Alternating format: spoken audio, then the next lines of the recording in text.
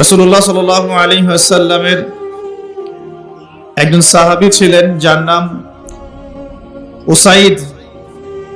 Usaid রাদিয়াল্লাহু তাআলা আনহু, উসাইদ বিন হুযাইর রাদিয়াল্লাহু তাআলা আনহু। তিনি একদিন রাতের বেলা নামাজ পড়ছিলেন এবং নামাজের মধ্যে তিনি কোরআন তেলাওয়াত করছিলেন। তো কোরআন তেলাওয়াত করতে গিয়ে তিনি সূরাতুল কাহফ তেলাওয়াত করা শুরু করলেন এবং তিনি যখন সূরা কাহফ তেলাওয়াত করছিলেন তখন তার পাশে রাখা তার ঘোড়া, যে বাহন ঘোড়া, এটা লাফালাফি করা শুরু করেছিল এবং তিনি খেয়াল করে দেখলেন তার মাথার উপরে সামিয়ানার মতো একখণ্ড মেঘের মতো কিছু একটা তার মাথার উপরে এসে তাকে ছায়া দিচ্ছে বা তাকে ঢেকে রেখেছে। তো যত এটা নিকটবর্তী হচ্ছিল ঘোড়া লাফালাফি তত বেড়ে যাচ্ছিল। পরের দিন তিনি নবী সাল্লাল্লাহু আলাইহি ওয়াসাল্লামকে জিজ্ঞাসা করলেন গত রাতের ঘটনার ব্যাখ্যা কি। নবী করিম সাল্লাল্লাহু আলাইহি ওয়াসাল্লাম বললেন, সূরা কাহফ তেলাওয়াত করার ফলে তোমার উপরে আল্লাহ পাকের পক্ষ থেকে সাকিনা বা রহমত নাজিল হচ্ছিল। যদি তুমি সকাল পর্যন্ত এভাবেই থাকতে, তেলাওয়াত করতেই থাকতে, তাহলে দিনের বেলা মানুষ তাকে দেখতে পেত। আর এই সামিয়ানার খণ্ডের পেছনে কিন্তু আল্লাহ পাকের মনোনীত কিছু ফেরেশতা ছিলেন। বলি সুবহানাল্লাহ। সূরাতুল কাহফ তেলাওয়াত করার একটা ব্যাপক ফজিলত এই হাদিস থেকে আমরা বুঝতে পারছি। একই সাথে এই হাদিস থেকে একটা দলিল পাচ্ছি যে যেখানে কোরআন এবং সুন্নাহর আলোচনা হয় বা আমরা দিন কেন্দ্রিক কথাবার্তা বলি, আল্লাহর জিকিরে ডুবে যাই, এই জায়গাগুলো কিন্তু আল্লাহ পাকের ফেরেশতারা ঘিরে রাখেন, যদিও বা আমরা তাকে চোখে দেখতে পারি না। বর্তমান শিক্ষা দর্শন আমাদেরকে শেখায় যে যা আমরা চোখে দেখি না, যাকে পরীক্ষাগারে প্রমাণ করা যায় না, যাকে যুক্তি বিজ্ঞান দর্শন দিয়ে প্রমাণ করা যায় না, তার কোনো অস্তিত্ব নাই, এমনটা বর্তমান শিক্ষা ব্যবস্থা আমাদেরকে শেখায়। এটা স্বতন্ত্র কোনো শিক্ষা ব্যবস্থা নয়, এটা হচ্ছে পশ্চিমা সভ্যতার আদলে গড়া একটা কাটপেস্ট শিক্ষা ব্যবস্থা। পশ্চিমারা বিশ্বাস করে জ্ঞান সেটাই যা মানুষ পরীক্ষা নিরীক্ষা, যুক্তি বিজ্ঞান বা দর্শনের মানদণ্ডে লাভ করে, সেটাই জ্ঞান। আর আল্লাহ পাক কোরআনুল কারীমে বলছেন সূরা কাহফের 29 নম্বর আয়াতে, ওয়াকুলিল হাক্কু মির রাব্বিকুম ফামান শাআ ফালইউমিন ওয়া মান শাআ ফালইয়াকফুর। আল্লাহ পাক বলছেন সত্য বা ন্যায় বা চূড়ান্ত জ্ঞান সেটা আল্লাহর পক্ষ থেকে আসে। যার ইচ্ছা হয় বিশ্বাস করুক, যার ইচ্ছা হয় অস্বীকার করুক। আল্লাহ রাব্বুল আলামিন বলছেন কোরআন হচ্ছে সত্যিকারের জ্ঞানের উৎস যা আল্লাহ পাকের পক্ষ থেকে আসে। আল্লাহ পাক সূরা আলাকের মধ্যে বলেছেন আল্লামাল ইনসান মা লাম ইয়ালাম। আল্লাহ পাক মানুষকে সেই জ্ঞান শিক্ষা দিয়েছেন যে জ্ঞান মানুষ জানতো না। তার মানে মানুষ সৃষ্টিগতভাবে জ্ঞানী ছিল না, আল্লাহ পাক তাকে জ্ঞানী করেছেন। আল্লাহ পাক সূরা বাকারার মধ্যে বলেছেন ওয়া আল্লামাল আদামা আসমাআ কুল্লাহা। তিনি আদম আলাইহিস সালামকে সমস্ত নাম শিক্ষা দিয়েছেন। এখানে নাম সমান সমান জ্ঞান। নাম মানে শুধু আব্দুর রহমান আব্দুর রহিম নয়, নাম মানে এখানে কি জ্ঞান। আদম আলাইহিস সালামের নিজস্ব কোনো জ্ঞান ছিল না, আল্লাহ রাব্বুল আলামিন তাকে জ্ঞান শিখিয়েছেন। আল্লামাল ইনসান মা লাম ইয়ালাম, তিনি মানুষকে সেই জ্ঞান শিক্ষা দিয়েছেন যা মানুষ জানতো না। আল্লাহ পাক আদম আলাইহিস সালামকে এমন জ্ঞান শিক্ষা দিয়েছিলেন যেই জ্ঞান ফেরেশতাদেরও ছিল না। আল্লাহ পাক ফেরেশতাদেরকে বলছেন তোমরা এই নামগুলো বলে দাও। তারা বলছেন লা ইলমা লানা ইল্লা মা আল্লামতানা, আমাদের কোনো জ্ঞান নাই, অতটুকুই আছে যা আপনি শিখিয়েছেন, এর বাইরে আমরা জ্ঞানী নই, এর বাইরে আমাদের কোনো জ্ঞান নেই। পক্ষান্তরে আদম আলাইহিস সালামকে যখন জিজ্ঞাসা করা হচ্ছে তুমি নামগুলো বলে দাও, আদম আলাইহিস সালাম সমস্ত নাম বলে দিলেন। বলি সুবহানাল্লাহ। এরপরেই কিন্তু সেই ঘটনা যে আদম আলাইহিস সালামকে আল্লাহ পাক ফেরেশতাদেরকে দিয়ে সেজদা করালেন। এটা শারীরিক গঠনের কারণে নয়, বাহ্যিক সৌন্দর্যের কারণে নয়, বরং জ্ঞানের মর্যাদার কারণে আল্লাহ রাব্বুল আলামিন ফেরেশতা জাতিদেরকে দিয়ে আমাদের পিতা আদম আলাইহিস সালামকে সিজদা করিয়েছেন। আমার কথা কি বুঝতে পারছেন? তার মানে আমরা সম্মানিত হয়েছি আল্লাহর কাছে জ্ঞানের মানদণ্ডে, এবং এই জ্ঞান আমরা নিজের অর্জন করতে পারি নাই, বরং আল্লাহ পাক আমাদেরকে জ্ঞান শিখিয়েছেন। এই জ্ঞান বা সত্যের চূড়ান্ত মানদণ্ড হচ্ছে আল্লাহর ওয়াহি, যেটা সর্বশেষ রূপ হচ্ছে কোরআন এবং সুন্নাহ। কোরআন এবং সুন্নাহ হচ্ছে সর্বশেষ আল্লাহর পক্ষ থেকে নাজিলকৃত ওয়াহি, যার মধ্যে মানবতার প্রতিটা বিষয়ের সমাধান দেয়া আছে ইনশাআল্লাহ তাআলা। আমরা এখন যে জ্ঞান তত্ত্ব শিখছি, যেটাকে আমরা ফিলোসফির ভাষায় বলি এপিস্টিমোলজি, এই শব্দটার সাথে ইউনিভার্সিটি লেভেলের যে টিচাররা আছেন তারা পরিচিত। এটাকে বলা হয় এপিস্টিমোলজি বা জ্ঞান তত্ত্ব। পশ্চিমা জ্ঞান তত্ত্ব হচ্ছে এটা, একটু বোঝার চেষ্টা করি। আমরা এখন শিক্ষা ব্যবস্থা নিয়ে অনেক কথাই বলছি, কিন্তু এর গোড়া আমরা ধরতে পারছি না। এখন আমরা ডালপালা নিয়ে নাড়াচাড়া করছি। ডারউইনের মতবাদ কেন, ইতিহাস বিকৃত কেন, মুসলিমদেরকে ছোট করা হচ্ছে কেন, সমকামিতা প্রমোট করা হচ্ছে কেন, আমরা সমস্যার ডালপালাগুলো ধরে টানাহাচড়া করছি, কিন্তু সমস্যার গোড়াটা আমি আপনাদেরকে বলছি আজকে ইনশাআল্লাহ। সমস্যার শেকড়টা হচ্ছে এখানে। এই শব্দটার নাম এপিস্টিমোলজি বা জ্ঞান তত্ত্ব। এটা কি জিনিস? এটা হচ্ছে একটা দর্শন, একটা মানদণ্ড, যে মানদণ্ডের ভিত্তিতে আমরা জ্ঞান শিখি। আমরা কোন মানদণ্ডে জ্ঞান শিখি? মুসলিমরা এমন মানদণ্ডে জ্ঞান শেখে, আমরা বিশ্বাস করি জ্ঞান আল্লাহর পক্ষ থেকে আসে। আমরা বিশ্বাস করি যে জ্ঞান মানুষের সৃষ্টির সাথে সাথেই তার ভিতরে ছিল না। আমরা বিশ্বাস করি জ্ঞান আল্লাহ পাক শিক্ষা দেন, এবং এমন জ্ঞান শিক্ষা দেন যা আমরা জানতাম না। আল্লাহ পাক মহাজ্ঞানী সত্তা, তার জ্ঞান অসীম। আমরা খুব ক্ষুদ্র সৃষ্টি, আমাদের জ্ঞান খুব সসীম। এই সসীম সৃষ্টি, অসীম জ্ঞানী আল্লাহ রাব্বুল আলামিনের জ্ঞানকে পেনিট্রেট করতে পারবে না। তাই আমাদের উচিত হচ্ছে আল্লাহ পাকের মহাজ্ঞানের সামনে আত্মসমর্পণ করা, এর নাম ইসলাম। আমরা এমন ফিলোসফি ফলো করি, কথা কি বুঝতে পারছেন? আমরা আরো ফলো করি, ইমানদার হতে হলে আমাদেরকে গায়েবে বিশ্বাস করতে হবে, যেমন আল্লাহ, ফেরেশতা, আসমানি কিতাব, নবী রাসূল, পরকাল, তাকদীর।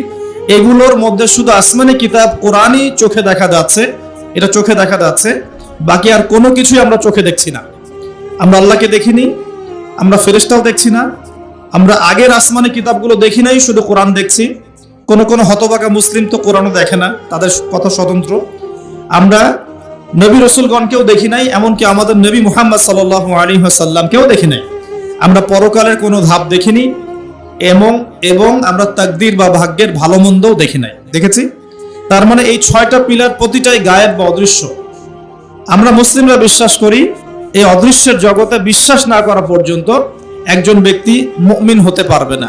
আলিফ লাম মিম যালিকাল কিতাব লা রাইবা ফিহি হুদাল লিল মুত্তাকিন। কারা মুত্তাকি? আল্লাযীনা ইউমিনুনা বিল গায়বি, যারা গায়েবে বিশ্বাস করে। আর এই গায়েবটা কি? এই 6টা পিলার হচ্ছে গায়েব। ঈমানের 6 পিলার হচ্ছে কি? গায়েব। এখন আমাদের এপিস্টিমোলজি এমন, আমরা বিশ্বাস করি মহাজ্ঞানী সত্তা আল্লাহ পাকের পক্ষ থেকে জ্ঞান নাজিল হয়, মানুষ জ্ঞান প্রডিউস করতে পারে না। আমার কথা কি বুঝতে পারছেন? এখন এর বিপরীতে যে জ্ঞানতাত্ত্বিক দর্শনটা আছে, এই জ্ঞানতাত্ত্বিক দর্শনের জন্ম হচ্ছে পশ্চিমা সভ্যতায়। কবে জন্ম হয়েছে? ওই ফরাসি বিপ্লবের পরপর। এটা বেশি দিন হয় নাই। ফরাসি বিপ্লবের পরপর 1800 থেকে 1900 সালের মাঝামাঝি, এটাকে অনেকে 1750 থেকে শুরু করেন হিসেব করা, কিন্তু মূল রেভলিউশন শুরু হচ্ছে 1800 সালের পর থেকে। এই 1800 সালের পর থেকে নিয়ে পশ্চিমা সভ্যতা একটা পরিবর্তন দেখা দেয়। কিরকম পরিবর্তন? তারা ধর্ম থেকে বের হয়ে চাক্ষুষ দর্শনে বিশ্বাস করা শুরু করে। তারা গির্জা, পোপ এগুলোকে এলিমিনেট করে, বাদ দিয়ে এমন একটা দর্শন চালু করে যে চোখে যা দেখা যায় তাই বিশ্বাস করব। ধর্মীয় কিতাব, গ্রন্থ, নবী রাসূল, পরকাল, এগুলোর কোনো কনসেপ্টে আমরা বিশ্বাস করব না। ওরা এরকম একটা এপিস্টেমোলজি ফিক্স করে ফেলে।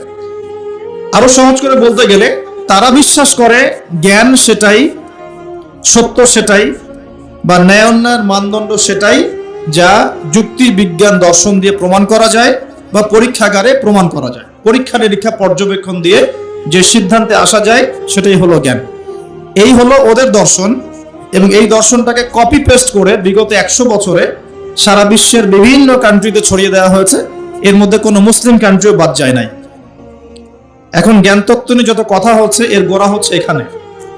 আমরা বিশ্বাস করি জ্ঞান আল্লাহর পক্ষ থেকে আসে। আমরা বিশ্বাস করি আমরা খুব ক্ষুদ্র জ্ঞানের অধিকারী মানুষ, আমাদের এত বেশি জ্ঞান নাই। এমনকি আমরা তো নিজের আত্মাকেও ব্যাখ্যা করতে পারি না, আমরা আমাদের স্বপ্নকেও ব্যাখ্যা করতে পারি না, আমরা আমাদের ঘুমকে ব্যাখ্যা করতে পারি না, আমাদের সাথে আগামীকাল কি হবে আমরা সেটা জানি না। এত ক্ষুদ্র জ্ঞান নিয়ে আমরা কি আল্লাহ পাকের মহাজ্ঞানকে অতিক্রম করতে পারবো? পারা যাবে? পারা যাবে না। তাহলে আল্লাহ পাক যেগুলো নাজিল করছেন, ইমানের পিলার, ইসলাম, পরকাল, মিজান, পুলসিরাত, জান্নাত, জাহান্নাম, আত্মা, জিনজাতি, ফেরেশতা, যেগুলো আমরা চোখে দেখি না, এগুলোকে কি আমরা আমাদের ক্ষুদ্র জ্ঞানে ব্যাখ্যা করতে পারবো? পারবো না। কিন্তু তাদের দর্শনটা এমন, তারা মনে করে যে পরীক্ষা নিরীক্ষা, যুক্তি বিজ্ঞান, দর্শন দিয়ে যা পাবো সেটাই জ্ঞান। উদাহরণ দিয়ে বোঝাচ্ছি, তাহলে বুঝতে পারবেন। আমরা জিন জাতিকে বিশ্বাস করি, করি কিনা? করি কিনা? আমাদের সবার সাথে একটা করে জিন শয়তান আছে কি নাই? আছে। তবে এখনকার বিশ্বের বেশিরভাগ শয়তান কিন্তু পশ্চিমা সভ্যতায় থাকে। কথা কি বুঝতে পারছেন? আচ্ছা, তো আমরা জিন জাতিকে বিশ্বাস করি। আমাদেরকে যদি বলা হয় কেন বিশ্বাস করেন, এর পিছনে যুক্তি কি, বিজ্ঞান কি, দর্শন কি, আমরা বলবো যে আমরা যুক্তি বিজ্ঞান দর্শনের আলোকে জিন জাতিকে বিশ্বাস করি না।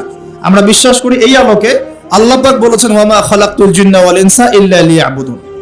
আল্লাহ পাক তার সর্বশেষ গ্রন্থ, মহাগ্রন্থ আল কোরআনে বলেছেন, সূরা জারিয়াতের 56 নম্বর আয়াতে, ওয়া মা খালাকতুল জিন্না ওয়াল ইনসা ইল্লা লিয়াবুদুন, আমি জিন আর মানব জাতিকে শুধুমাত্র আমার ইবাদত করার জন্যই সৃষ্টি করেছি।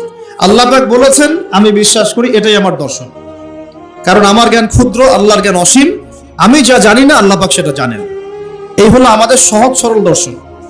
অনেকেই দর্শনটাকে বলতে পারে মৌলবাদী দর্শন, অনেকে বলতে পারে এটা হচ্ছে ধর্মান্ধ দর্শন। এই শব্দগুলো কি শোনেন এখন?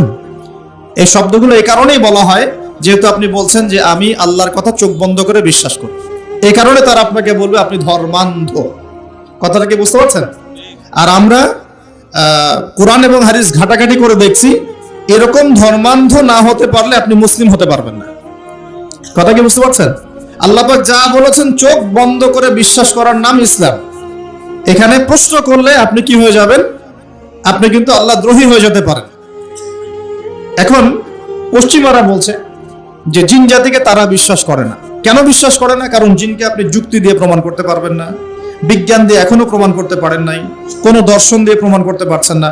এমনকি ল্যাবরেটরিতে বসে গবেষণা করেও আপনি জিনের অস্তিত্ব প্রমাণ করতে পারছেন না, পারছেন না। এই কারণেই পশ্চিমারা এটাকে বিশ্বাস করবে না এবং ওদের আদলে গড়া কোনো শিক্ষা ব্যবস্থাই এটাকে স্বীকার করবে না।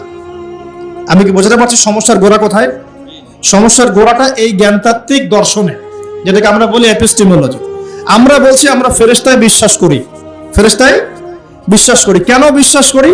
আমাদের উত্তর একটাই, আল্লাহ পাক বিশ্বাস করতে বলেছেন তাই করি। আল্লাহ পাক ইমানের পিলারের মধ্যে ফেরেশতার কথা বলেছেন তাই করি।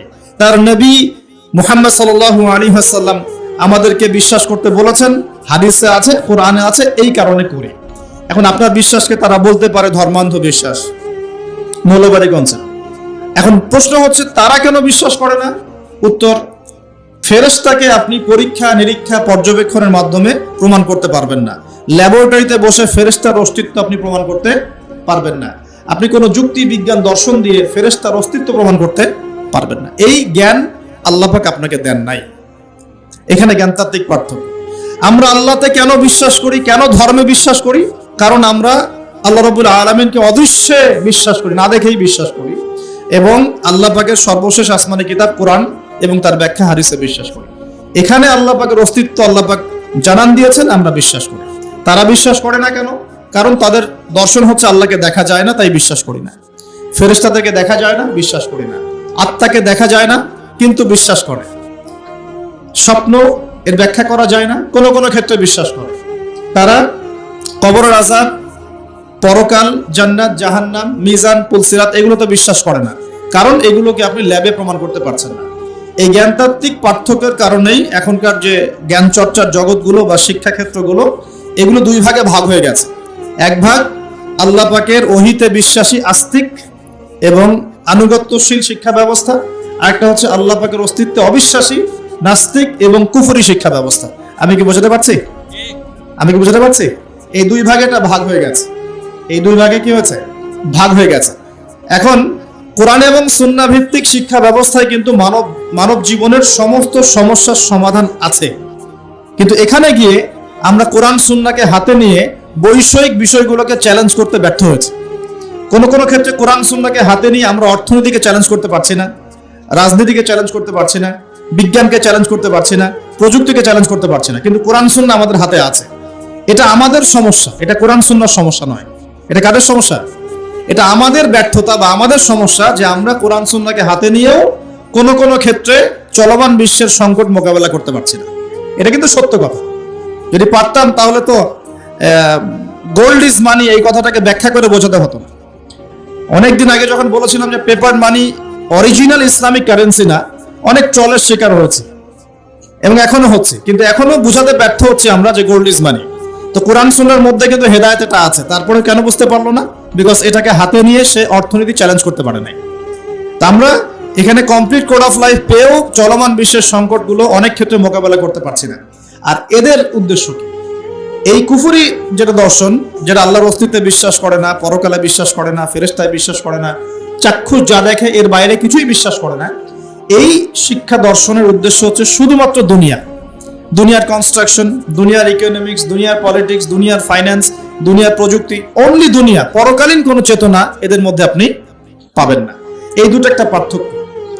আল্লাহ পাক এখানে বলছেন ইহকালের জীবনটা খুবই ক্ষুদ্র, যেটা এতই ছোট যে সমুদ্রের মধ্যে আঙ্গুল ডোবালে যতটুকু পানি হাতে লেগে থাকে এটা দুনিয়া, বাকি মহাসাগরটা হচ্ছে আখেরাত। আর এই আখেরাতে মুক্তি দিবে কোরআন সুন্নাহ ভিত্তিক শিক্ষা ব্যবস্থা। আর আপনি যখন কুফরি বা দুনিয়াবি দর্শন কেন্দ্রিক শিক্ষা ব্যবস্থাতেই পড়ে থাকবেন, তখন এটা দুনিয়ায় ফায়দা দিবে, পরকালে কিন্তু কোনো ফায়দা দিবে না। এখানে আরেকটা প্রশ্ন আসবে, তাহলে কি আমরা দুনিয়াবি শিক্ষা ব্যবস্থায় শিক্ষিত হব না? উত্তর হচ্ছে অবশ্যই হব, অবশ্যই হব। তবে কোরআন এবং সুন্নাহর শিক্ষার মানদণ্ড ঠিক রেখে তারপরে আমি দুনিয়াবি শিক্ষার বিষয়গুলোর দিকে ফোকাস করব। ইসলামের প্রারম্ভিক যুগে, সোনালী যুগে এই বিশ্বকে মুসলিমরা যা দিয়েছে, গণিতের কথা বলেন, জ্যোতির্বিজ্ঞানের কথা বলেন, মেডিকেল সায়েন্সের কথা বলেন, হ্যাঁ, বায়োলজির কথা বলেন, ফিলোসফির কথা বলেন, ইকোনমিক্সের কথা বলেন, বা এই যে আমরা বলি ভূগোলের কথা বলেন, অঙ্কশাস্ত্র বলেন, অ্যালগোরিদম বলেন, প্রতিটা সেই ডিপার্টমেন্ট যার উপর ভিত্তি করে এখনকার সভ্যতা দাঁড়িয়ে আছে, এগুলো মুসলিমদের হাতে এই পৃথিবী দেখেছে, অমুসলিমদের হাতে দেখে নাই। ওই সময়কার মুসলিমরা কি পিছিয়ে পড়েছিলেন? জি না, ওই সময়কার মুসলিমরা আমাদের চাইতে বেশি এগিয়েছিলেন। তারা কোরআন এবং সুন্নাহকে গবেষণা করে চলমান বিশ্বের সমস্ত সমস্যার সমাধান দিচ্ছিলেন। কিন্তু আমরা এখন কোরআন সুন্নাহকে হাতে নিয়ে চলমান বিশ্বের প্রতিটা ডিপার্টমেন্ট নিয়ন্ত্রণ করতে পারছি না। এটা আমাদের ব্যর্থতা, এটা কোরআন সুন্নাহর ব্যর্থতা নয়। এখানে সলিউশনটা কি, এটা বলে আমি আগে সামনে যাব। এখানে মূল বিষয়টা হচ্ছে যে আল্লাহ রাব্বুল আলামিন আমাদেরকে সৃষ্টি করেছেন একটা বিশাল উদ্দেশ্য নিয়ে, সেটা হলো ওয়ামা খালাকতুল জিন্না ওয়াল ইনসা ইল্লা লিয়াবুদুন। আল্লাহ পাক আমাদেরকে সৃষ্টি করেছেন যাতে আমরা তার ইবাদত করি। ইবাদত করার জন্য আমাদের দরকার কিছু গাইডেন্স। এই গাইডেন্স আল্লাহ পাক দিয়েছেন কোরআনে এবং হাদিসে। প্রয়োজন একজন শিক্ষকের, মহান শিক্ষক দিয়েছেন মুহাম্মদ রাসূলুল্লাহ সাল্লাল্লাহু আলাইহি ওয়াসাল্লামকে, যাকে দেখে শিখতে হবে। আমরা তাকে দেখছি না, তার সাহাবীরা তাকে দেখেছেন, তার পরের জেনারেশন সাহাবীদেরকে দেখেছেন, তারপরের জেনারেশন তাবেঈদেরকে দেখেছেন। এভাবে আস্তে আস্তে আস্তে আস্তে এই জ্ঞানটা চলে আসছে। এখন আমরা উলামায়ে কেরামকে দেখছি যারা কোরআন এবং সুন্নাহকে ব্যাখ্যা করছেন এবং এর আলোকে যুগ এবং জিজ্ঞাসার জবাব দেওয়ার চেষ্টা করছেন। এখন আমার সামনে কোরআন সুন্নাহ কিন্তু স্পষ্ট আছে, এবং কোরআন এবং সুন্নাহে শুধুমাত্র এক কেন্দ্রিক সমাধান দেয়া নাই, মানুষের জীবনের প্রতিটা ডিপার্টমেন্টের সমস্যার সমাধান এখানে দেয়া আছে। এখন আমরা যদি কোরআন এবং সুন্নাহকে পরিপূর্ণরূপে গ্রহণ করি এবং সমকালীন উপকারী জ্ঞানগুলো অর্জন করি, তাহলে ইনশাআল্লাহ কোরআন এবং সুন্নাহকে হাতে নিয়ে আমরা বিশ্বটাকে চ্যালেঞ্জ করতে পারবো। আমি কি বোঝাতে পারছি? আমাদের সমস্যার সমাধানটা এভাবে হওয়া পসিবল। এখন সমস্যাটা কোথায়? শেকড়েই আমরা কুফরি একটা মন্ত্র তন্ত্র চর্চা করছি, যে আমরা যা দেখি না তাকে বিশ্বাস করি না। এটাই সমস্যা। এ কারণে কেন ডারউইনের মতবাদের কেন প্রয়োজন হবে? যখন মানুষ জানবে যে তাকে সৃষ্টি করেছেন মহান আল্লাহ রাব্বুল আলামিন, এর উপর সে বিশ্বাসী হবে, তখন কি তার এরকম কোনো মন্ত্রের দরকার আছে? আর যখন একটা জায়গার, একটা এলাকার, একটা দেশের, একটা সমাজের বেশিরভাগ মানুষ আল্লাহ বিশ্বাসী, তখন জোর করে কেন আমি একটা মতবাদ চাপিয়ে বাচ্চাদেরকে পড়াশোনা করাবো? উদ্দেশ্যটা কি? উদ্দেশ্য হচ্ছে একটা সুদূর প্রসারী উদ্দেশ্য, যে আমরা চাচ্ছি আগামী 20 বছর 30 বছরের মধ্যে যেন এমন একটা প্রজন্ম গড়ে ওঠে যারা আল্লাহ থেকে অনেক দূরে চলে যাবে। এটা উদ্দেশ্য। না হলে আমি কেন এই মতবাদ কচি বাচ্চাদেরকে শেখাতে যাব? কেন শেখাতে যাব? যেই মতবাদটা কোরআন সুন্নাহ বিরোধী, একই সাথে বর্তমান আধুনিক বিজ্ঞানও বিরোধী। মেডিকেল সায়েন্সের কোন ক্লাসিক্যাল বইয়ের মধ্যে, চ্যালেঞ্জ করলাম, মেডিকেল সায়েন্সের কোন ক্লাসিক্যাল বইয়ের মধ্যে এই মতবাদকে স্বীকৃতি দেওয়া হয় নাই। কোন মতবাদ, এই মতবাদটাকে কোন ক্লাসিক্যাল বইয়ের মধ্যে আপনি এই মতবাদটাকে পাবেন না যেটাকে স্বীকৃতি দেওয়া হয়েছে। এটা তার একটা থট। বিজ্ঞানে কি হয়, কিছু থটস থাকে, অনুসিদ্ধান্ত, এগুলো গবেষণা করা হয়, আজকে একটা ফলাফল দেওয়া হয়, কালকে আরেকটা ফলাফল দেওয়া হয়। যখন সর্বসম্মতিক্রমে একটা জায়গায় মানুষ আসে তখন সেটাকে ফিক্স করা হয়। এই মতবাদে সর্বসম্মতিক্রমে কেউ কখনো সাইন করে নাই। তাহলে কেন জোর করে আমি বাচ্চাকে শেখাতে যাব যে তোমাদের দাদা বড়দাদারা বানর ছিল? কেন শেখাতে যাব? উদ্দেশ্যটা কি?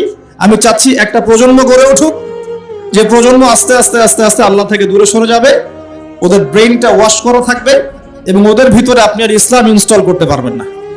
অলরেডি বিগত 30 বছর থেকে আমরা একটা প্রজন্ম দেখেছি যেটা এখন বাংলাদেশে বিরাজ করছে, যারা বড় বড় ডিগ্রি নিয়ে এসে কোরআনকে চ্যালেঞ্জ করছে, বড় বড় ডিগ্রি সার্টিফিকেট নিয়ে এসে কোরআনকে চ্যালেঞ্জ করছে, হাদিসকে চ্যালেঞ্জ করছে। কেন চোরের হাত কাটতে হবে প্রশ্ন করছে, কেন পর্দার বিধান ও প্রশ্ন করছে, কেন ইসলামে ব্যভিচার করলে রজম করতে হয়, কেন জেনা করলে শাস্তি দিতে হবে, ঠিক আছে, কেন ইসলামে বহু বিবাহ জায়েজ, কেন আয়েশা রাদিয়াল্লাহু আনহার ওই বয়সে নবীর সাথে বিয়ে হলো, অনেক চ্যালেঞ্জ সে উপস্থাপন করছে কিনা। অলরেডি আমরা একটা প্রজন্ম গড়ে ফেলেছি, আমাদের অজান্তেই আমাদের সাইলেন্সের মধ্যে একটা প্রজন্ম গড়ে উঠেছে অলরেডি, যারা কিন্তু এগুলোকে চ্যালেঞ্জ করছে। এবং এদের সংখ্যা কিন্তু 8-10 জন নয়, এদের সংখ্যা কিন্তু প্রায় 10 to 20%। জানেন, 10 to 20% স্টুডেন্টস এখন যারা ফারেগ হচ্ছে বিভিন্ন সেকুলার ইনস্টিটিউশন থেকে, তারা এগুলোকে চ্যালেঞ্জ করছে। ইসলাম পালন করছে কিভাবে? ইসলাম পালন করছে আনুষ্ঠানিকতা, ঈদের নামাজ, জুমার নামাজ, রমজান মাসে মাঝে মাঝে তারাবি, ঠিক আছে, মাঝে মাঝে ইসলাম, মাঝে মাঝে। এই যে একটা প্রজন্ম তৈরি করলাম, এটা কি পশ্চিমাদের বিজয় নয়? এটাই তো পশ্চিমাদের বিজয়।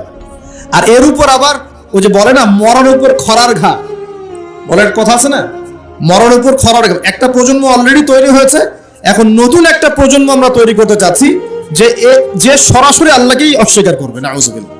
সে বলবে যে না, আল্লাহ আমাকে সৃষ্টি করে নাই, আমি তো ছোটবেলায় পড়েছি যে আমার দাদারা বানর ছিল। নাউজুবিল্লাহ। কথা কি বুঝতে পারছেন? সমস্যার গোড়ায় চলে আসে। সমস্যার গোড়া হচ্ছে যে একটা সুদূর প্রসারী এজেন্ডা বাস্তবায়ন করার চেষ্টা করা হচ্ছে। কি এজেন্ডা? একটা প্রজন্ম গড়তে চাওয়া হচ্ছে, যে প্রজন্ম সরাসরি আল্লাহকে অস্বীকার করবে। এখন কিন্তু সরাসরি আল্লাহকে অস্বীকার করছে না প্রজন্ম, হয়তো ঘুরিয়ে ফিরিয়ে চ্যালেঞ্জ করছে, হ্যাঁ আমি আল্লাহকে বিশ্বাস করি, কিন্তু পর্দাটা তো বুঝতে পারছে না। কেন? এই যুগে পর্দার কি দরকার? ওই যুগে না হয় এই ছিল সেই ছিল, হ্যাঁ এখন কি আর ওই রকম যুগ আছে? এখন তো এগিয়ে যাওয়ার যুগ, এখন তো খোলামেলা পোশাক পরা যায়, হাত কাটার কি দরকার? এগুলো তো মৌলবাদী আইন, বর্বর আইন মনে হচ্ছে, হ্যাঁ ধর্ষণ করলে কেন এরকম রজম করতে হবে? ওরা কিন্তু আল্লাহকে স্বীকার করছে ঠিকই, করার পরে এই প্রশ্নগুলো উত্থাপন করছে এখনকার জেনারেশন, এই জেনারেশনটা। আর আমরা চাচ্ছি আর একটা জেনারেশন তৈরি হোক যারা এইসব প্রশ্ন করবে না, সরাসরি অস্বীকার। আমি মনে বোঝাতে পারছি না। শয়তান একবারে কখনো আপনাকে আঘাত করে না। শয়তান, আল্লাহ পাক কি বলছেন? ওয়ালা তাত্তাবিউ খুতুওয়াতিশ শায়াতিন, খুতুওয়াতিশ শায়াতিন অথবা খুতুওয়াতিশ শয়তান। তোমরা শয়তানদের বা শয়তানের খুতুয়া মানে পদাঙ্ক অনুসরণ করো না। পদাঙ্ক মানে ফুটপ্রিন্ট, আপনার পায়ের ছাপ, এটাকে পদাঙ্ক, খুতুয়া বলা হয়। পায়ের ছাপ।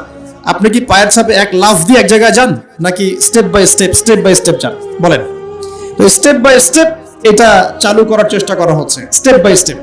প্রথমে একটা প্রজন্ম সরাসরি আসেনি যারা আল্লাহকে অস্বীকার করবে, এসেছে যারা আল্লাহকে স্বীকার করে, স্বীকার করার পরেও চ্যালেঞ্জ করছে, এটা কেন, ওইটা কেন, এটা কেন, ওইটা কেন, এটা ভালো না, ওইটা খারাপ, ইসলামকে মডিফাই করতে হবে, মডারেশন লাগবে, ইসলামের এই অংশটা ভালো, এটা মানবো, এটা খারাপ, এটা মানবো না। ওরা চ্যালেঞ্জ করছে। কিন্তু এখন চাওয়া হচ্ছে আরেকটা প্রজন্ম তৈরি করতে যে চ্যালেঞ্জ করবে না, সরাসরি অস্বীকার করবে। আমি কি বোঝাতে পারছি? এই হলো গোড়ার সমস্যা। এখন আপনি কিভাবে সলভ করবেন এগুলোকে? শুধু একটা ওয়াজ মাহফিলের মঞ্চে বসে কেউ একজন ব্যাখ্যা করলে সমস্যা সলভ হবে না। শুধুমাত্র 2-4 জন আলেম কথা বলবেন, বাকিরা চুপ করে থাকবে, সমস্যা সলভ হবে না। আমরা দেখেও না দেখার ভান করব, শুনেও না শোনার ভান করব, বুঝেও না বোঝার ভান করব, এভাবে সলভ হবে না। আমরা যদি মনে করি যে এগুলো সামান্য বিষয়, বাচ্চা কাচ্চা এগুলো টুকটাক শিখলে কি বা সমস্যা, তাহলে সমস্যা আছে। ইনজেক্ট করা হচ্ছে আস্তে আস্তে, আপনাকে একবারে কিন্তু বিষ প্রয়োগ করা হবে না, স্লোলি আপনাকে আস্তে আস্তে নিয়ে যাওয়া হবে। এটা সুদূর প্রসারী একটা মাস্টার প্ল্যান। ইসরায়েল নাম শুনেছেন তো? সে কি হঠাৎ করে বিশ্বে সেই রুলিং স্টেট হয়ে গেছে? আস্তে আস্তে, গ্র্যাজুয়ালি, আস্তে আস্তে আস্তে আস্তে আস্তে আস্তে এখন পুরো সবার টুটি চিপে ধরে জায়গা ধরে নাই। এখনকার প্ল্যান হচ্ছে এই যে মসজিদুল আকসা যেটা আমরা বলি, এটাকে সরিয়ে দিয়ে টেম্পল নির্মাণ করার প্ল্যান এখনকার প্ল্যান। এই সাহসটা কি 70 বছর আগে হয়েছিল? বিগত 70 বছরে আস্তে আস্তে খুতুয়া এসেছে।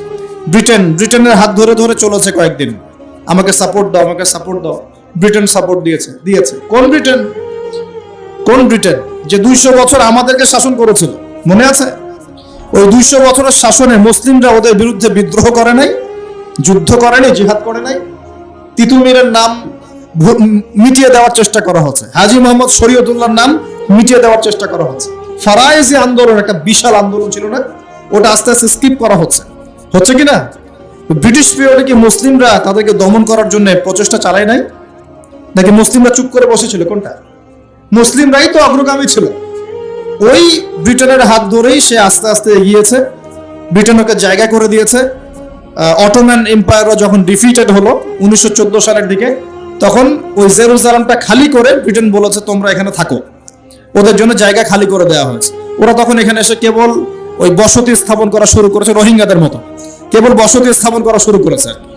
আস্তে আস্তে আস্তে আস্তে সে তার বসতিকে এক্সপ্যান্ড করা শুরু করলো, জায়গা বাড়ানো শুরু করলো। ব্রিটেন তার রোল থেকে সরে গেল, ইউএসএ তার রোলে আসলো। ব্রিটেন সরে গেল, অবসর নিল, এবার আমেরিকা আসলো। আসার পর আমেরিকা সেম কাজ করলো, সেও ইসরায়েলকে সাপোর্ট করতে করতে করতে করতে এক জায়গায় ওকে পারমাণবিক অস্ত্রধর রাষ্ট্র বানিয়ে দিয়েছে। মিলিটারি, ফাইন্যান্স, ইকোনমিক সব ওখানে, প্রযুক্তি, আপনি গুগল ইউজ করছেন, অ্যাপেল, ফেসবুক, সবকিছু ওদের। আজকে সারা বিশ্বের 5টা থেকে 6টা বড় বড় sector, politics, geopolitics, economics, world affairs, finance এবং মিলিটারি সেকশন, এই 6টার প্রতিটাই ওর হাতে নিয়ন্ত্রণ আছে। একটা বড় অংশের নিয়ন্ত্রণ তার হাতে কিন্তু আছে। বোঝাতে যাচ্ছি সে কি একদিনে এই জায়গায় এসেছে এবং একদিনে কি এখান থেকে সরেও যাবে? উত্তর না, একদিনে কোনো কিছু হয় না। একটা স্লো প্রসেসের মধ্য দিয়ে আস্তে আস্তে আস্তে এই জায়গায় এসেছে। ঠিক একইভাবে শিক্ষাক্ষেত্রেও একটা স্লো পয়জনিং চলছে। আস্তে আস্তে দেখবেন এমন একটা জায়গায় যাওয়ার চেষ্টা করা হবে যখন এই প্রজন্ম সরাসরি আল্লাহকে অস্বীকার করা শুরু করবে। এটাই মাস্টার প্ল্যান। এখন এগুলো বুঝতে হলে কি লাগবে? এগুলো বুঝতে হলে প্রথমত আমার কোরআন এবং সুন্নাহর জ্ঞান লাগবে, ফার্স্ট অফ অল। তারপর কি লাগবে? বেশি বেশি আমল লাগবে। যার আমল যত সুন্দর তার কলবে আল্লাহ নূর তত বেশি আসবে ইনশাআল্লাহ। এরপর কি লাগবে? মন। হিংসা, বিদ্বেষ, গীবত, তহমত, সমালোচনার অপসংস্কৃতি মুক্ত একটা কলবুন সালিম, স্বচ্ছ মন। এই স্বচ্ছ মনের মধ্যে আল্লাহ নূর আসে। আর কি লাগবে? আর লাগবে সচেতনতা, বসিরা, অন্যান্য সাবজেক্টগুলো সম্পর্কে পড়াশোনা করা, বিশ্বের পরিস্থিতি বোঝা, ইতিহাস পড়া, আগামী দিনে কি হতে যাচ্ছে এই বিষয়গুলো সম্পর্কে স্ট্র্যাটেলজিক্যাল পড়াশোনা করা। তখন দেখা যাবে আপনি ধরতে পারবেন সমস্যার গোড়া কোথায়, সলভ কিভাবে করতে হবে। আমরা কি সমস্যার গোড়াটা বুঝতে পারছি? কিছুটা আজ করতে পারছি সমস্যার গোড়া কোথায়? এগুলো সমস্যার গোড়া। এখন ডালপালায় আপনি অনেক সমস্যা দেখছেন, ইতিহাসে কিছু বিকৃতি দেখছেন, মুসলিমদেরকে ইগনোর করা হচ্ছে, মুসলিমদেরকে খারাপভাবে রিপ্রেজেন্ট করা হচ্ছে, সমকামিতা, হোমোসেক্সুয়ালিটিকে প্রমোট করা হচ্ছে। যারা এইগুলো বাস্তবায়ন করছে তাদের মধ্যে আল্লাহ ভীরু মানুষ পাচ্ছেন। আল্লাহ ভীরু মানুষ শিক্ষা বেশি ভালো বুঝবে না আল্লাহ দ্রোহী মানুষ ভালো বুঝবে? বলেন তো। আল্লাহ ভীরু মুত্তাকি মানুষ শিক্ষা ক্ষেত্র ভালো বুঝবে না একজন ফাসেক, মুনাফিক, জালেম, নামাজও পড়ে না এই ব্যক্তি ভালো বুঝবে? কে ভালো বুঝবে? হ্যাঁ, এটা ঠিক আছে। একজন অমুসলিম ব্যক্তি যদি ইকোনমিক সেকশনে ভালো জ্ঞানী হয়, সে সেই সেকশনের জ্ঞান আপনাকে দিতে পারবে। একজন তথ্য প্রযুক্তির ক্ষেত্রে যদি একজন অমুসলিম ব্যক্তিও থাকেন, সে কিন্তু আপনাকে ভালো জ্ঞান দিতে পারবেন ওই সেকশনে। কিন্তু তারা কি কোরআন সুন্নাহর মানদণ্ডে জ্ঞানের সত্য মিথ্যা যাচাই করতে পারবে? পারবে না। এখানে আল্লাহ ভীরু মানুষের দরকার ছিল না? তো এখানে যারা প্রণয়ন করছে ওখানে আল্লাহ ভীরু মানুষ কয়জন? সেখানে ইসলামিক জ্ঞানে জ্ঞানী, বলিয়ান এরকম স্কলার কয়জন? তাদের সাথে পরামর্শের প্রয়োজন কি আমরা বোধ করবো না?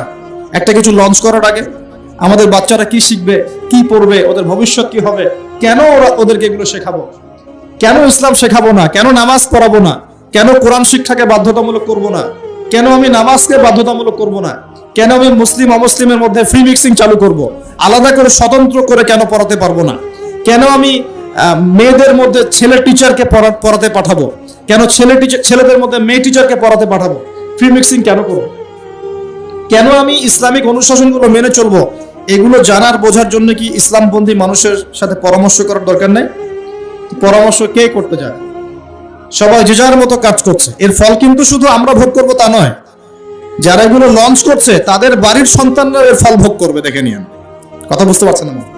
এগুলোর ফল শুধু আমরা একা ভোগ করছি তা নয়, এর ফল পুরো জাতিকে ভোগ করতে হবে, যদি এখনই বিকল্প কোনো ব্যবস্থা বা এর সলিউশন লঞ্চ করা না যায়। দেখুন, আল্লাহ রাব্বুল আলামিন আমাদেরকে এই পৃথিবীতে এমনি এমনি পাঠান নাই, ইবাদতের মধ্য দিয়ে আল্লাহ পাক আমাদেরকে পরীক্ষা করছেন, হায়াত দিয়েছেন, মৃত্যু দিবেন। একদিন কিন্তু আল্লাহর সামনে দাঁড়িয়ে আমাদের সবাইকে জবাবদিহি করতে হবে, হবে কিনা?